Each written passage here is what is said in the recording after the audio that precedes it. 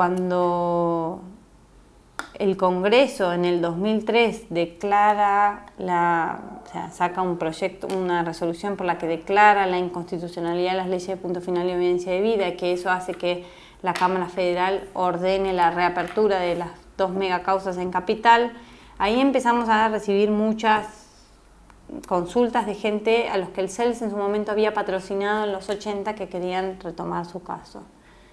Entonces, esa última mitad del año del 2003 fue como muy activa en el sentido que presentamos muchos casos, presentábamos las querellas. En realidad era una cosa bastante sencilla, en tanto había que narrar los hechos porque como era una reapertura de causas viejas, los hechos ya estaban presentados los familiares, entonces era una cosa que uno presentaba la partida de nacimiento, pero decía conforme constan autos, ¿no? Porque ya había sido acreditado el vínculo en la causa.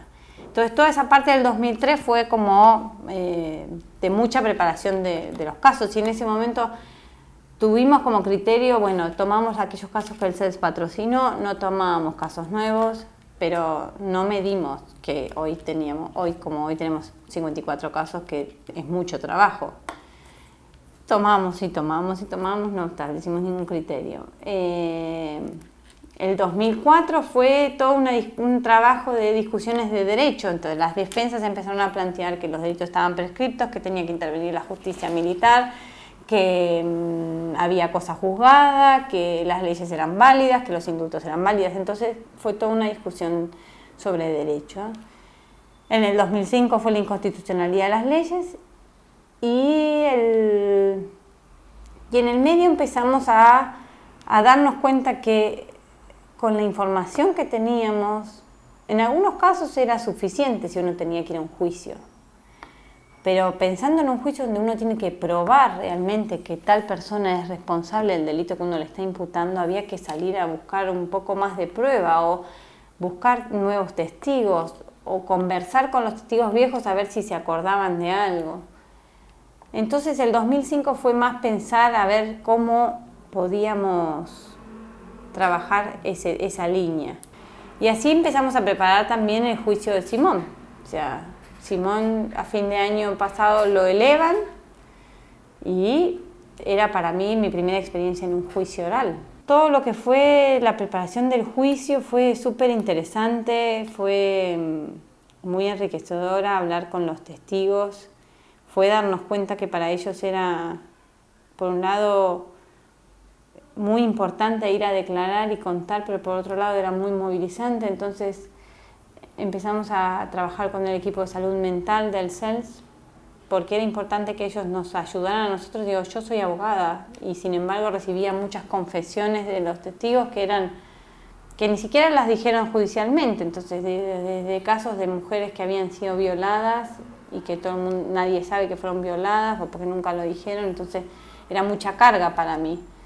Entonces trabajamos con el equipo de salud mental en el sentido de que ellos estuvieron en todas las audiencias del juicio. El tribunal previó también eso porque puso un psicólogo y gente del SAME dentro de la sala de audiencia. Y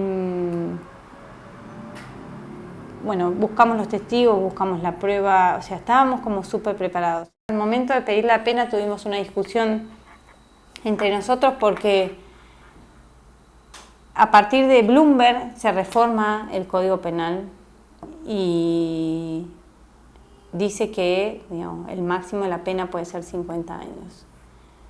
Si nosotros, o sea, antes era, en los 80 creo que era 25, en el medio se cambió a 30 y pico y a partir de la reforma de Bloomberg es 50 años.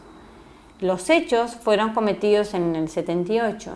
Entonces, por un lado, se debe aplicar la ley vigente en el momento de los hechos. O sea, eso es como, digamos, una garantía para el imputado.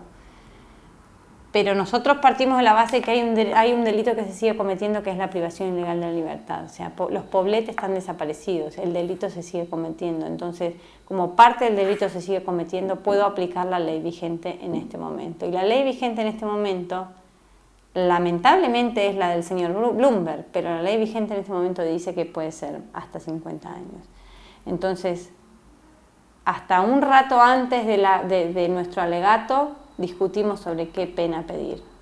El tribunal finalmente aplicó 25 sobre la base de esto, digamos, de la ley que se le aplica, es la ley vigente al momento de los hechos, con una interpretación quizás dolorosa, que es que se sabe de los Poblete hasta enero del 79 y después fueron trasladados, entonces corta, o sea, el cese del delito es en esa época, que es lo que nosotros queríamos pelear, que es, bueno, hay una desaparición forzada y se sigue cometiendo, digo, no podemos hablar de muerte porque no están, digo, y eso es la característica de la desaparición forzada.